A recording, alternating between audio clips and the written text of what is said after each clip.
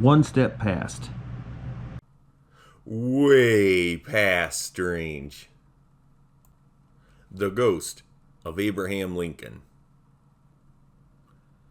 It was 10:15 at night on April 14th, 1865. The place was Ford's Theater in Washington, D.C. Abraham Lincoln was sitting in a theater box, high above the rest of the audience, watching a play called Our American Cousin. All of a sudden, a shot was fired at the back of his head. What happened after that was absolute chaos. Lincoln's attacker, John Wilkes Booth, managed to escape the theater. Booth's fate since that night has been the subject of great debate over the years. Officially, Booth was tracked down by soldiers and killed on April 26, 1865. Lincoln did not die right away. 3 doctors worked on him at the scene, but he was soon taken across the street to a building called Peterson House. It was there that Lincoln remained in a coma for 8 hours. He never came out of the coma. At 7:22 in the morning, on April 15th, 1865, President Lincoln was dead. Lincoln may have died, but this was far from the end of his story. Mumler. When did Abraham Lincoln's ghost first appear? There's no way to be certain of that, as many people who see ghosts never report it. The first known mention of Lincoln's ghost comes from a photograph taken by William H. Mumler. According to Mumler, the photo was taken in late February of 1872. He was a spirit photographer, and one of the first of his kind. Mumler had an established reputation of taking portrait photos, and, lo and behold, a ghost would appear in the picture as well. Allegedly, Mumler didn't even know the lady he was photographing was Mary Todd Lincoln. She used an assumed name he thought was Tundle, but was probably Lyndall. After the photo was developed, Mrs. Lincoln only identified her husband after being pressured by Mumler's wife. Mumler had already been commercially successful, but this was easily his most famous photo. Throughout Mumler's life, and in all the years since his death, he has been widely considered a hoaxer. However, this has never been sufficiently proven. No one knows exactly how Mumler doctored his photos, and his process has never been duplicated. If the Lincoln photo is a hoax, it was a very sophisticated hoax, especially in 1872. Many people nowadays are familiar with the term double exposure and what that means. Although you could say a lot of Mumler's photos were double exposure, the Lincoln photo is different. In the Lincoln photo, Abe's arms are on Mary's shoulders. Also, look at Lincoln himself. Abraham Lincoln has a certain unique look that no actor has ever been able to exactly duplicate. Look at his ear and his facial features. Compare them to other photos of Lincoln. If Mumler wanted to make this believable, he did a very good job. Willie Lincoln. Why would Lincoln have a ghost? Why would anyone have a ghost? Lincoln had a lot of stress and sadness in his life. He knew that there were people out to kill him. Abe was president at the darkest time in America's history, and everyone had tension. Not to mention his own personal problems. Then there is the matter of his tragic death. He may have also felt he had unfinished business. This is a whole lot of emotional energy. It may be possible that all of this could physically manifest itself. If we were looking for more practical reasons why Lincoln's ghost came into being, it may have started with Mary Todd Lincoln. She was a spiritual person to begin with. In 1862, during the middle of the Civil War, the Lincoln's son Willie died of what they believed was typhoid fever. The room Willie died in is now called the private dining room. He was only 11 years old. The Lincolns were inconsolable. Abe may have handled it better than Mary. Mrs. Lincoln didn't do very well at all. She began holding seances. These were conducted all over D.C. On at least one occasion, a seance was held in the White House with Abe himself in attendance. This is believed to have happened in the Red Room. Something happened, that's for sure. The ghost of Willie Lincoln began to appear. Abe and Mary are said to have been visited by Willie on several occasions. Mary claimed to have even seen Willie standing at the foot of her bed. Willie's brother Eddie, who had died many years earlier at the age of 3, also appeared in ghostly form. The ghosts of Willie and Eddie Lincoln have been seen by many people over the years. When Abe was killed 3 years later, Mary Todd carried on with her seances. She could never get past her grief. Mary was still wearing her mourning clothes when the Lincoln's ghost photo was taken in 1872. 3 years later, her only surviving son, Robert, had her committed. Mary acted pretty erratic, and she was spending all her money on spooky things. The next year was a legal nightmare between mother and son. Mary attempted suicide. Eventually, Mary was released in 1876 and was allowed to live with her sister Elizabeth. She was later declared competent to handle her own affairs. All that came from this was estrangement between Mary and her only living son. They didn't see each other until shortly before she died. Mary really didn't get any better. She moved around Europe a lot and spent a lot of money before her failing health forced her to live with Elizabeth. She died at the age of 63 in 1882 of multiple health issues. Ironically, it was on the 11th anniversary of Tad, her youngest son's, death. One of the reasons Abraham Lincoln's ghost may have started appearing is that he sensed Mary was in crisis. Maybe Abe was looking to comfort her. Perhaps with all of Mary's occult practices, she conjured up her late husband's spirit, making it very hard for him to leave this earth. On the record. Lincoln's ghost is unusual in a lot of regards. He's a friendly ghost and doesn't act menacing. He has been seen as a full-on apparition by many of the people who have seen him. On top of that, Lincoln's ghost has been seen by a lot of people who had reputations to guard, but claimed to have seen him. Another interesting aspect of Lincoln's ghost is that it's not isolated at the White House. He has been seen around Washington, D.C., and in Springfield, Illinois, including his former law office. Jerry Smith. Perhaps the earliest known person to claim seeing Lincoln's ghost is a White House employee by the name of Jerry Smith. This was a cool guy, and he was a beloved, longtime fixture from the time Ulysses S. Grant was president through Teddy Roosevelt. Jerry was a freeborn black man from Maryland. He served in the Civil War, which is how he met and became buddies with General Grant. After the war, the two reconnected when Grant found Jerry working at a Baltimore restaurant. When Grant was elected president, he gave Jerry a job. For decades, Jerry was an overall servant at the White House, but typically a doorman and duster. He was often seen holding a feather duster. Jerry was over 6 feet tall, highly intelligent, and a gentleman on every level. No one that knew him thought he was stupid. Jerry, however, was very superstitious. He claimed to have regularly seen a lot of ghosts at the White House. His statements made the newspapers a lot, especially on slow news days. Jerry could get away with saying what he said, because nothing was that negative, and it always made the people he talked about sound good. At the same time, however, most people didn't take Jerry that seriously. The things Jerry said sounded too incredible. As hard research into the paranormal has deepened in the 20th and 21st centuries, Jerry's stories don't seem that wild.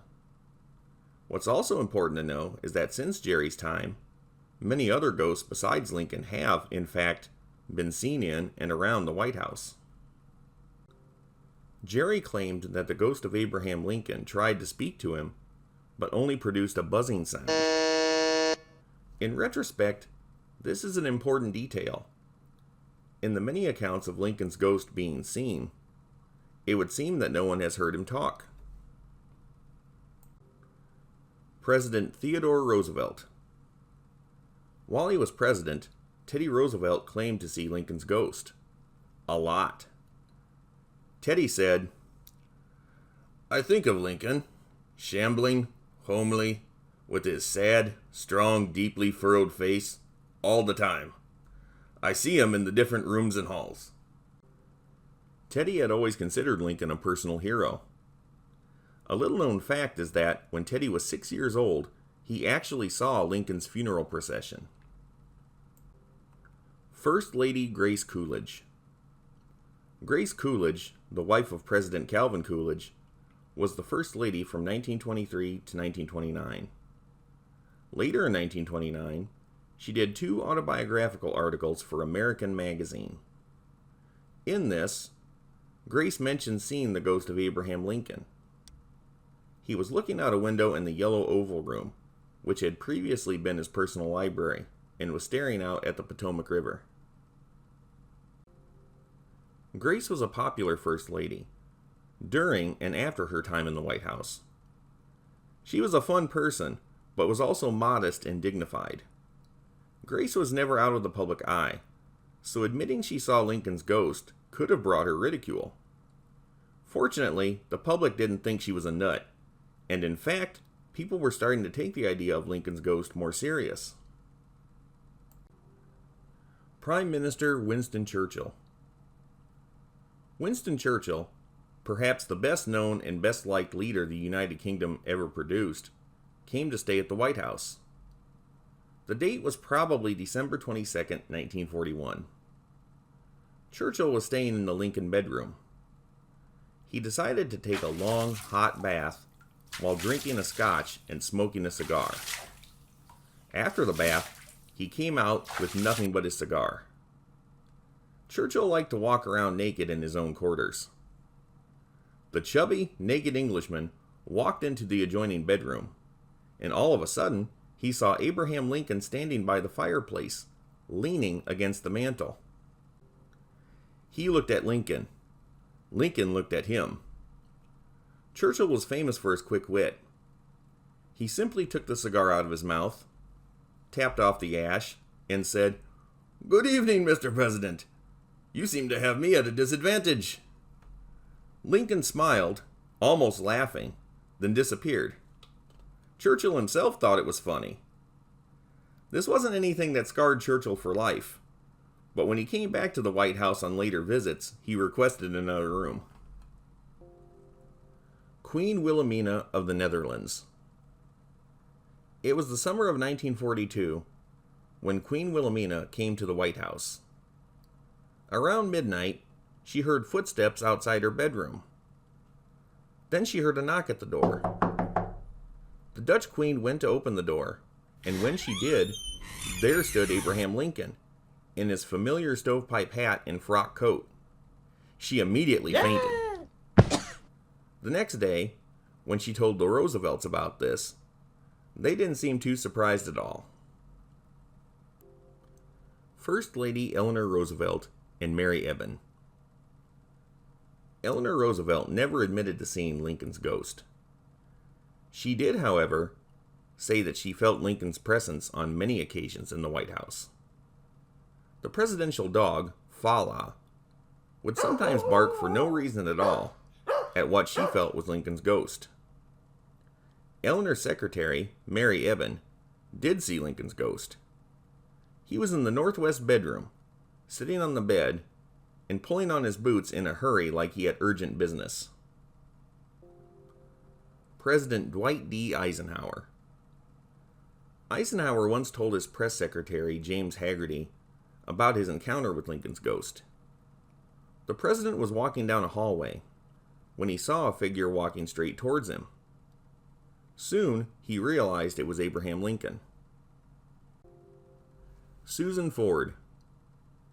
Allegedly, the daughter of President Gerald Ford, saw Lincoln's ghost when she was a teenager. Lincoln was sitting in a chair by the fireplace of the Lincoln bedroom. It creeped her out so much that she never wanted to enter the room again. It wasn't until the last night of her father's term that a friend dared Susan for a sleepover in the Lincoln bedroom. Susan accepted the challenge, but nothing happened and they went to sleep. Then, in the morning, First Lady Betty Ford showed up, covered in a bedsheet, and made spooky noises while reciting the Gettysburg Address. It didn't really fool the girls, but it was a nice try. A for effort. Tony Savoy, White House Operations Foreman. It was the early 1980s, and Tony was working on the second floor, taking care of the plants. He looked over and, sitting in a chair, was a well-dressed Lincoln wearing a gray pinstripe suit, looking straight ahead. His hands were folded over, and his legs were crossed. The apparition wasn't around long, and in a blink, Lincoln was gone. Tony went back down the stairs and told assistant usher Nelson Pierce about it. Pierce simply told Tony that he was just one of many people who have seen Lincoln's ghost over the years. The Reagans. Maureen Reagan, daughter of President Ronald Reagan, stayed at the White House a number of times with her husband Dennis Revel. They liked to stay in the Lincoln bedroom. Maureen was always fascinated with that room. It had a huge and very detailed rosewood bed, and was loaded with a lot of Lincoln memorabilia. Her husband Dennis saw a shadowy figure by the fireplace late one night. He woke up Maureen and told her about it, but she thought he was being silly. It wasn't long after that when, one night, Maureen woke up and in the dim light saw what appeared to be a man in a red coat. At first, Maureen thought it was Ronald in a red bathrobe. When she looked closer, however, she realized that she could see through him. Maureen couldn't make out any distinguishing features, but then the ghost turned around and stared at her before vanishing into thin air. It had to be Lincoln. Maureen immediately called her husband, who was in California at that time, and compared notes. They both saw the same thing. When Maureen and her husband told Ronald about it, he just thought it was funny and laughed. He told them, "If you see him again, send him down the hall. I have some questions." It wasn't long after that, however, that Ronald had an encounter of his own. Ronald was walking his dog, Rex, when the beloved presidential pooch began slowly stalking that end of the hall, barking and barking. There was no one there, but the dog kept barking and headed for the Lincoln bedroom.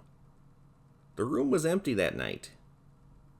Ronald followed Rex and opened the door to the Lincoln bedroom. Rex hugged the floor and growled, and he wouldn't go in, but his eyes were fixed on something. Ronald didn't see a thing, but he began to trust in the visions of his daughter and son-in-law. This wouldn't be the only time Rex barked into the Lincoln bedroom. First Lady Nancy Reagan would later write in her memoirs the many mysterious noises, missing and moved around objects that were blamed on the ghost. She was positive that just about everyone in the White House believed in Lincoln's ghost. Nancy actually wished that she and Ronald could have seen Lincoln before they left. Other notable persons who believed in Lincoln's ghost. Not everyone who believed in Lincoln's ghost claimed to have actually seen him. Much of the time, he was known by knocks on the door, footsteps, and other weird activity. Presidents Herbert Hoover and Harry Truman heard the noises and believed in the ghost, especially Truman. He actually wanted to see Lincoln's ghost. Truman's daughter, Margaret, heard knocking on the door of the Lincoln bedroom when she stayed there. First Ladies Jacqueline Kennedy and Lady Bird Johnson certainly believed in the ghost of Lincoln. More people could have, and most assuredly did see Lincoln's ghost, but not everyone is going to admit to something like that. Where did Lincoln go? Most people believe that no Lincoln ghost sightings have been reported in the White House since the Reagan administration. That isn't true. During the Clinton administration, there were a few notable reports. One was by President Bill Clinton's brother Roger, who simply felt Lincoln's presence. The other was by a Clinton aide who said he actually saw Lincoln's ghost walking down a hallway. This encounter was briefly reported in the news, but quickly denied and dismissed by the White House as a joke. That was shut down pretty fast, however, and leaves one to think that it wasn't a hoax at all.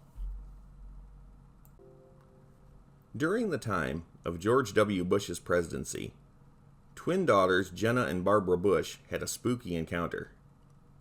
They didn't attribute this to Lincoln. As a matter of fact, the girls didn't know what it was about. It was late one night when the girls were going to bed. All of a sudden, they heard the phone ring. Then strange 1920s piano music came from their fireplace. For a little while, the sisters attributed it to a cat jumping on a piano. That was quickly dismissed, however, because the piano playing was actually quite good. This would have happened around 2005, but the girls didn't start widely talking about it until 2017 when they published their memoirs.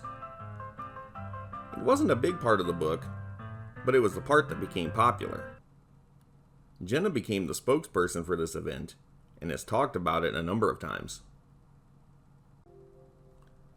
What makes this more odd is that former First Lady Laura Bush very publicly denied the White House being haunted. Why make a point about going on TV about this?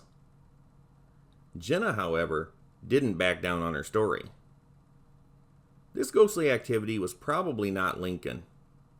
It simply doesn't match his style. But if this did happen, and the Bush sisters are pretty serious about it, then paranormal activity at the White House certainly didn't stop in the 1980s. The big question is, why are the White House hauntings so heavily downplayed? Even if Lincoln's ghost no longer occupies the White House, what about the reported sightings outside of the White House? Perhaps Lincoln didn't leave our plane of existence, he just decided to travel. That doesn't mean he couldn't come back home. Too many people have experienced too many things for there to be no paranormal activity at the White House. The ghost of Abraham Lincoln is at the center of much of it. At least he's a friendly ghost, but his reasons for hanging around are unclear and way past strange.